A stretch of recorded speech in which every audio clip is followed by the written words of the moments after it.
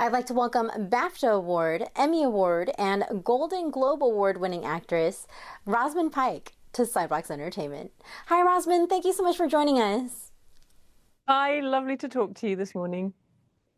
So, you are Moiraine Damodred in the high fantasy series The Wheel of Time on Prime Video, based on the book series of the same name, written by Robert Jordan and Brandon Sanderson. Your character Moiraine is a member of the Aes Sedai, which is a group of women that wield magic powers. What do you enjoy most about working on this series and playing your character Moiraine? Robert Jordan's fantasy series is yes, it's high fantasy as you mentioned. You know, it's a journey from a small village in a sleepy hillside town where five young people embark on an epic adventure where they learn that they have things to offer on a kind of global scale that they never imagined growing up in this tiny, remote, cut-off little place called the Two Rivers. And my character, as a member of the Aes Sedai, is the guide, the stranger who comes into this world and takes them out to fulfill their destiny. And I think it's the way the world has opened up over our 3 seasons, the different cultures that Robert Jordan has written about, the way that we're starting to learn that this world that has seemed historical is actually in the future.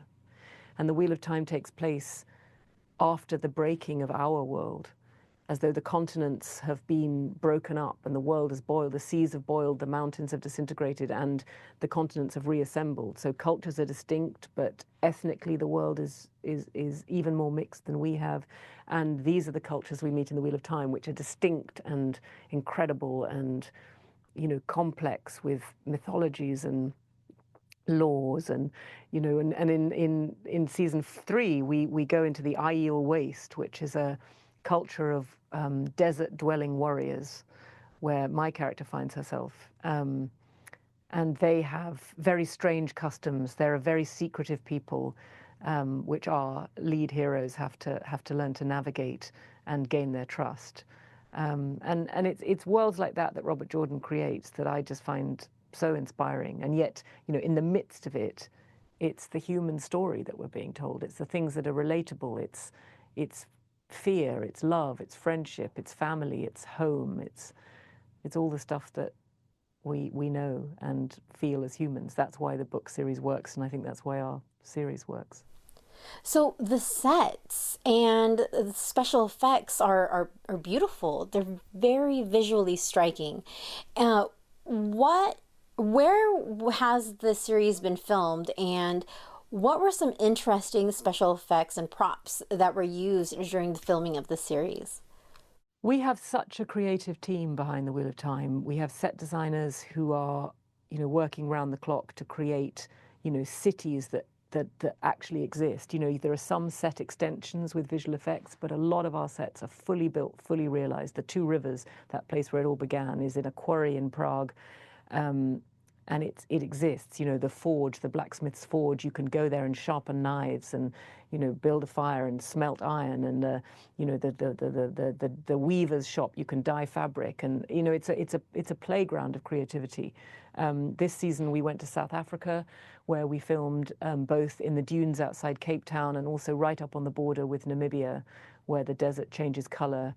And we had an astonishing backdrop, which is spiritual as well. And the Wheel of Time is a very spiritual offering. And I think when you're in a place that's so forbidding and challenging to work in, the temperatures were 49 degrees centigrade. I don't know what that is in Fahrenheit, maybe 111 plus.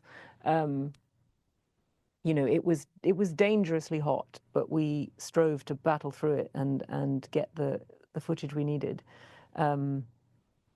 But you know, to experience that, you know, definitely lends a texture to the screen that an audience will feel. Props wise, you know, we have a full-on armory department. If you're in Prague in our workshop, you see the leather makers making armor. You see the iron workers making swords and daggers. You know, I've got a beautiful belt with a sword, a dagger encasing shape, you know, made like an eagle, and a beautiful carved dagger that goes into it. And this season I also have the Sakanen, which is a Sa'angreal, a mythological powerful object that can enhance a woman's power. And it was a beautiful globe of crystal, which definitely had an energy. And then that's enhanced by VFX on the screen, but the object itself had a power. And, you know, that's why we're so lucky to work with these, you know, really impressive, beautiful props. Okay, so one last question before we wrap, and this is kind of a fan question for your fans. When you're off set and you're off work, what are your hobbies in your free time? Well, I dream of having more free time. I actually just like I actually just like taking in the world around me. I like going for walks through London with no particular place to go. Here in New York, I like to walk 100 blocks from sort of, you know, down through from Harlem down to Soho.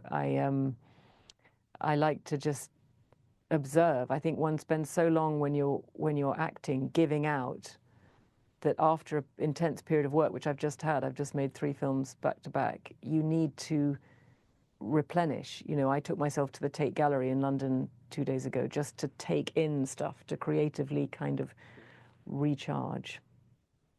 And I play my cello. That's my other Oh, asset. she plays cello. I love that. I love it. Well, it really was so lovely. It really was such an honor to speak with you today. Thank you so much. That's so nice. Thank you. Thanks for the questions. Everyone, be sure to watch Rosamund Pike in the fantasy series The Wheel of Time on Prime Video. Rosamund, you take care. Thank you so much. Bye, everyone.